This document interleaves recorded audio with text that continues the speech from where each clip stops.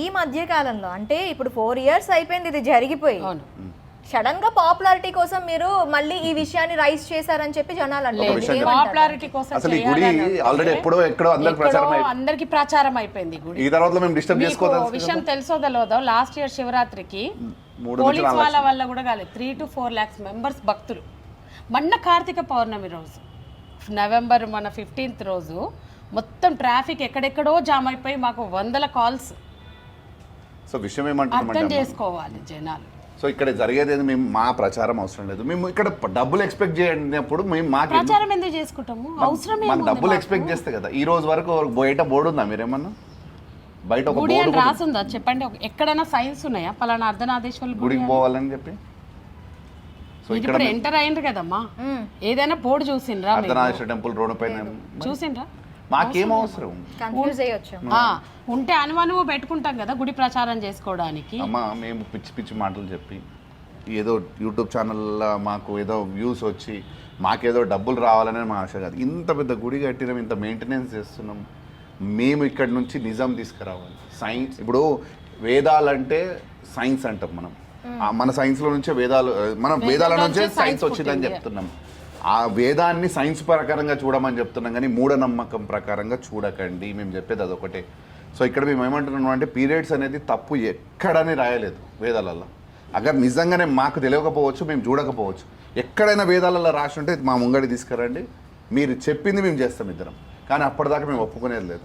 మేము ఏదైతే మాట్లాడినాం అదే స్టాండ్ మీద ఉన్నాం. ఇప్పుడు కూడా చెప్తున్నాం, మిమ్మల్ని మేము బలవంతంతో గుడికి రమ్మని చెప్పట్లేదు. అంటే మేము అడిగేది ఏంది అని అంటే మిమ్మల్ని వేదంలో అమ్మాయి పూజకి పనికి రాదని రాసుందా అది చెప్పండి అంతే.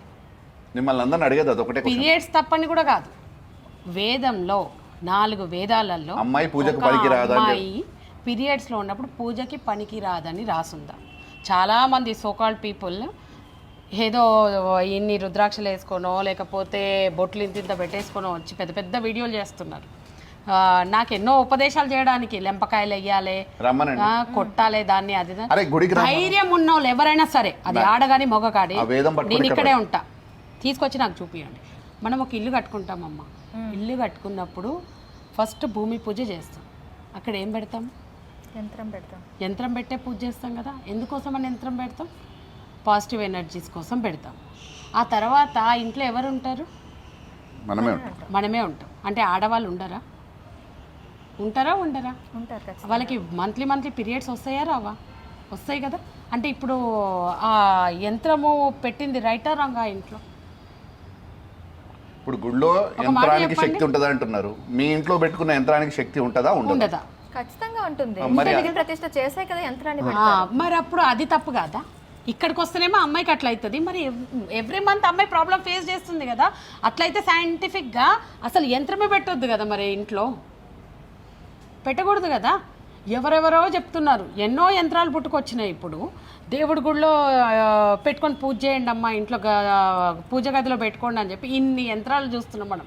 ఎవరింటికి వెళ్ళినా కూడా మూర్ఖులు లెక్కల ఈ యంత్రం, ఆ యంత్రము, కుబేర యంత్రం అని, లక్ష్మీ యంత్రం అని చెప్పి, సుదర్శన యంత్రం అని, శ్రీచక్రం అని, ఇన్ని రకాల యంత్రాలు వస్తున్నాయి ఇప్పుడు, అవునా కదా. మరి అవన్నీ మీరు మీ ఇంట్లోనే పెట్టుకుంటున్నారు. గుడిలో పెట్టే ఒక్క యంత్రమే కొంత రేడియేషన్ వరకు దాని శక్తి ప్రవహించి ఉంటుంది కాబట్టి ఆ సరౌండింగ్స్లోకి వెళ్ళొద్దు అంటున్నారు. ఇప్పుడు మీరు మీ పూజ గదిలో పెట్టిన యంత్రము మీ ఇల్లంతా వ్యాపించింది కదా శక్తి, మరి ఎట్లా? అప్పుడు ఆ అమ్మాయి ఇంట్లోనే ఉండొద్దు కదా, అవునా కదా. ఆలోచించండి, నేను చెప్పింది ఏందో ఆలోచించండి, ఎందుకు చెప్పినానో ఆలోచించండి. ఒక విషయం చెప్తాను, బ్రాహ్మణులు ఉంటారమ్మా, బ్రాహ్మణులకు ఇప్పుడు గుడి ఉన్నది, గుడి పక్కనే కాంపౌండ్ వాళ్ళు లోపలనో కాంపౌండ్ వాళ్ళు బయటనో ఇల్లు ఇస్తాం వాళ్ళకి ఉండడానికి. ఆమెకు ఆ భార్య ఉంటుంది, ఆ అమ్మాయికి ఆమెకు పిల్లలు ఉంటారు, ఆ పంతులు గారికి భార్య ఉంటుంది, పిల్లలు ఉంటారు. వాళ్ళకు కూడా ఇలాంటి సిచ్యువేషన్ వస్తుంది. మరి వాళ్ళకు పీరియడ్స్ వచ్చినప్పుడు వాళ్ళు కూడా పాపం వాళ్ళు ఇబ్బంది పడుతున్నారు. ఆడపిల్లలు మరీ ఎక్కువ ఈ బ్రాహ్మణుల ఇళ్ళలోనే ఉంటుంది ఈ సిచ్యువేషన్. మేము పోరాడుతుంది ప్రతి ఒక్క ఆడపిల్ల గురించి తల్లిడ, అర్థం చేసుకోండి. మేము ఎవరిని ఇక్కడ ఒక నిమిషం, ఆ బ్రాహ్మణ్కి ఇల్లు ఇస్తాము, వాళ్ళు అక్కడ ఉంటారు అంటే వాళ్ళు కూడా ఈ గుడి శక్తి ప్రవహించే ప్రాంగణంలోనే ఉంటున్నారు కదా, అవునా కదా. అప్పుడు మరి యంత్రం తప్పు కదా, ఆ అమ్మాయికి కూడా ఇబ్బంది అవుతుంది కదా. మరి యంత్రం ఎప్పుడు తప్పు కాదండి. మరి అంటున్నారు కదా, అపవిత్రం అయిపోతుంది వెళ్తే అంటున్నారు. సరే సైంటిఫిక్గా ఇప్పుడు వేదాల ప్రకారం లేదు అని అంటున్నారు. మేము ఎవరు చెప్పిండ్రు పీరియడ్స్ తప్పని అని అంటున్నారు. అగ్రి. సైంటిఫిక్గానే చూద్దాం. సైంటిఫిక్గా ఏమని చెప్తున్నారు, వెళ్తే అక్కడ ఒక కాపర్ రిలేటెడ్ యంత్రం ఉంటుంది. ఆ రేడియస్ అమ్మాయి తట్టుకోలేక నెగిటివ్ ఎనర్జీస్ ఎక్కువ రిలీజ్ అయ్యి ఆ అమ్మాయి ఆ నొప్పిని తట్టుకోలేదు అని అంటున్నారు. మరి గుడి ప్రాంగణంలో ఉండే ఆడవాళ్ళకి కూడా జరుగుతుంది అదే కదా, అప్పుడు అది కూడా తప్పే కదా మరి, అవునా కదా? ఇంట్లో జరుగుతుంది కూడా అదే కదా. ఇంట్లో మీకు ఈ శక్తి ఉంటే పాజిటివ్ ఎనర్జీస్ వస్తాయి, ఇల్లు బాగుంటుంది, అందరు ప్రశాంతంగా ఉంటారు, ఆయుర ఆరోగ్యాలతో ఉంటారనే ఒక బ్రాహ్మణుడో లేకపోతే ఎవరో మనిషి పూజ చేసి మనకి ఇస్తున్నాడు ఆ యంత్రాన్ని, అవునా కదా? అది ఇంట్లోనే పెట్టుకుంటున్నాం కదా. మరి ఇప్పుడు ఆ శక్తి ఇల్లంతా వ్యాపించింది కదా, మరి అమ్మాయి పరిస్థితి ఏంది? ఏది నిజం ఏది అబద్ధం? ఇప్పుడు ఆ యంత్రంలోంచి వచ్చే ఇప్పుడు మీరు అది చేశాను, నేను తప్పని పరిస్థితుల్లో చేశాను, మేబీ అది తప్పైనా నా తప్పు కాదు, ఆజ్ఞతో చేశాను అంటున్నారు. నేను చెప్తాను. మీరు ఇప్పుడు ఆ తప్పని పరిస్థితి అమ్మ, నేను ఒక విషయం చెప్తాను. తప్పని పరిస్థితిలో తను చేసింది. 4 సంవత్సరాలు అయింది, గుడే లేకుండా ఇక్కడ 4 సంవత్సరాల కింద అమ్మవారికి పూజ చేసింది. ఏదైతే యంత్రం అంటున్నారో ఆ యంత్రం స్థాపించి దాని మీద అమ్మవారిని విగ్రహ ప్రతిష్ఠ చేసినామో అదే యంత్రం 4 సంవత్సరాల కింద తప్పని పరిస్థితిలో తను 5 రోజులు తను చేయడం జరిగింది.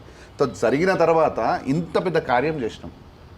గుడికి అందరు రండి ఇక్కడికి, ఇక్కడ శక్తి లేదంటే మేము ఒప్పుకుంటాం. అంటే ఏంటి, ఒకవేళ ఒక అమ్మాయి పీరియడ్స్ లో ఉన్నా మీ టెంపుల్కి రావచ్చు రావచ్చు, అంటే తప్పేలేదు. నేను మీ అందరికి చెప్పాలనుకుంది కూడా ఒకటి. ఇప్పుడు ఒక శివరాత్రి వచ్చిందండి, శివరాత్రి రాగానే ఆ అమ్మాయికి సడన్గా పీరియడ్స్ వచ్చేసినాయి. అమ్మాయికి పొద్దున్నే వచ్చేసినాయి. ఈ పంతులు చాలామంది జాతకాలు చెప్పుకునేటోళ్ళు యూట్యూబర్లో ఫేమస్ కావడానికి వాళ్ళ బతుకు తెరువు కోసం ఏం చెప్తున్నాడు, శివరాత్రి రోజు శివుడికి అభిషేకం చేయని ఆడది అసలు తప్పు, చేసుకోలేకపోతే ఎన్నో పాపాలు చేసి ఉంటుంది, అవునా కదా? ఏదో కర్మకి గురవుతారు చేసుకోలేని వాళ్ళు, వాళ్ళ కర్మ ఏదో మిగిలిపోయిందని ఒక భయం పెడుతున్నారు ఏవో పిచ్చి మాటలు చెప్పి. అమ్మాయి ఏం చేసేస్తుంది, అమ్మో నేను గుడికి వెళ్ళకపోతే నాకేమన్నా దోషమేమో ఆ టైంలో, నేను వెళ్ళి అభిషేకం చేయాలి కదా అని చెప్పి ట్యాబ్లెట్ వేసేసుకుంటాను. ఎవరికి చెప్పట్లేదు. మీరు ఇండైరెక్ట్గా ఆ పిల్ల జీవితంతో ఆడుతున్నారు కదా. ఎవరు చెప్పమన్నాడు మిమ్మల్ని? ఏ వేదంలో రాసుంది దేవుడికి ఈ టైంలో ఈ దీపం పెట్టకపోతే ఇట్లా అయిపోతుంది, అది ఆ టైంలోనే ఆ ముహూర్తంలోనే పెట్టాలి, ఆ ముహూర్తంలోనే దీపం పెట్టమని ఎందుకు చెప్తున్నారు మీరు? మీరు చెప్పడం వల్లే ఆ అమ్మాయికి పీరియడ్స్ వస్తాయని తెలిసి ట్యాబ్లెట్ వేసుకుంటుంది. అది చెయ్యకండి అని నేను చెప్తున్నాను మీకు. ఒకవేళ మీరు ఆ సిచ్యువేషన్లో గుడికి వెళ్ళాలి అనుకుంటే మీకు పీరియడ్స్ ఉన్నా దేవుడు ఇచ్చినదే అది. అట్లయితే తప్పైతే మన ఇంట్లో ఉన్న యంత్రాలు తప్పు, మనం కట్టుకునేది తప్పు, పూజలు చేసేది తప్పు. మన ఇంట్లో వెళ్ళండి, మీ ఆత్మశుద్ధితోటి పోండి. దేవుడికి శరీరమా కావాల్సింది? శరీరం శాశ్వతం అంటే ఈ శరీరంతో ఎన్ని తప్పులు చేస్తున్నాం చెప్పండి? దేవుడు శరీరాన్ని చూస్తాడా?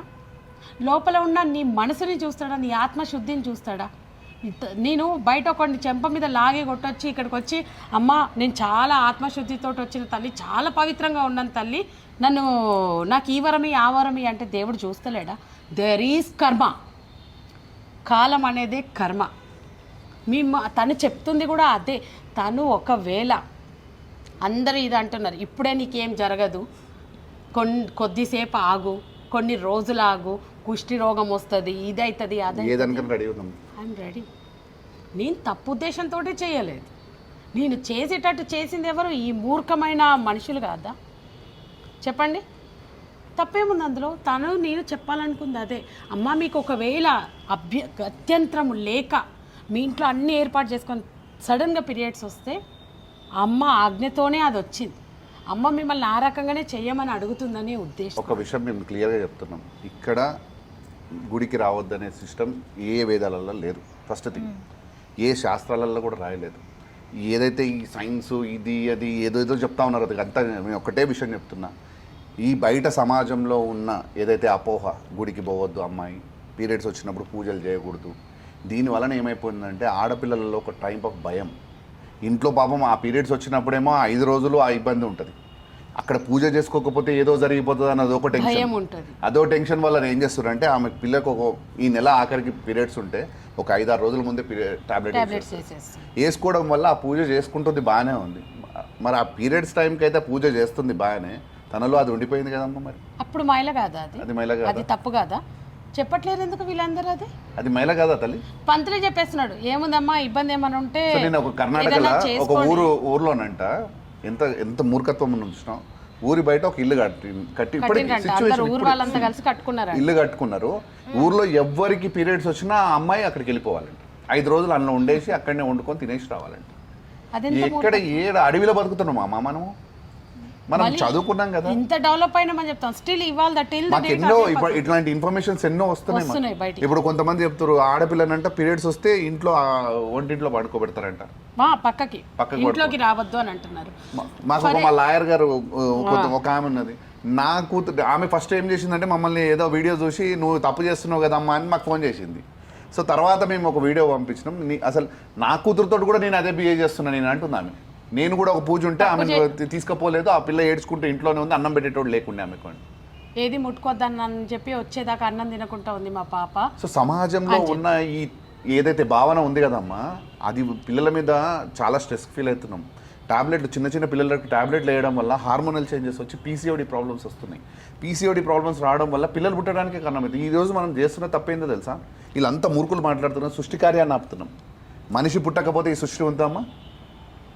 మనిషి పుట్టుకనే కదా మనం ఆపుతుంది. ఇప్పుడు పీసీఓడి ప్రాబ్లమ్స్ వస్తే పిల్లలు పుట్టడానికి ప్రాబ్లం అవుతుంది. అంటే నేను ఇక్కడ ఒక్కళ్ళని అనట్లేదు, ప్రతి ఒక్కరు మూర్ఖంగా ఆలోచిస్తున్నాం. పూజ కావాలి, దేవుడి ఇదేంటిది ఆశీర్వాదం కావాలి. అక్కడ జరిగే క్రియలో మనకు అమ్మవారి నుంచి ఏదో ఒకటి ఆశిస్తున్నాం. మనం ఆశించే ప్రాసెస్లో ఏం చేస్తున్నాం? తప్పు చేసే కదా అమ్మ ముందుకు వెళ్తున్నాము. అమ్మ సహజ సిద్ధంగా ప్రకృతిలో మనకి ఇచ్చిన దాన్ని జరగనీయకుండా ఆపుకొని ఆమె దగ్గరికి వెళ్తే ఇట్లా కరెక్టు. ఆపుకునేటట్టు ఎవరు చేస్తున్నారు? ఈ ముహూర్తానికి ఇది చేయాల్సిందే, చెయ్యలేదా మీరు ఏదో తప్పు చేసేసారు. ఇంకా మళ్ళీ 10 సంవత్సరాల వరకు ఆ ముహూర్తం రాదు, 3 సంవత్సరాల వరకు ఇంకా ఆ ముహూర్తం రాదంటే అమ్మాయి భయపడుతుందా లేదా? ఖచ్చితంగా భయపడి ఏం చేస్తుంది? టాబ్లెట్స్ వేసేసుకుంటుంది. ఎవరికి చెప్పట్లేదు కానీ ఆ భయంతో టాబ్లెట్ వేసుకుంటుంది. మీరు తప్పు ఎవరు చేపిస్తున్నారు? ఈ సోకాల్డ్ యూట్యూబర్లే కదా, యూట్యూబ్ ముందు వచ్చి కూర్చొని చెప్పేవాళ్ళే కదా. మళ్ళీ ఇందులో అమ్మాయిలు కూడా ఉన్నారు. చిచి అది మరీ ఘోరం. నన్ను తిట్టుడు కాదు, మిమ్మల్ని మీరు చూసుకోండి.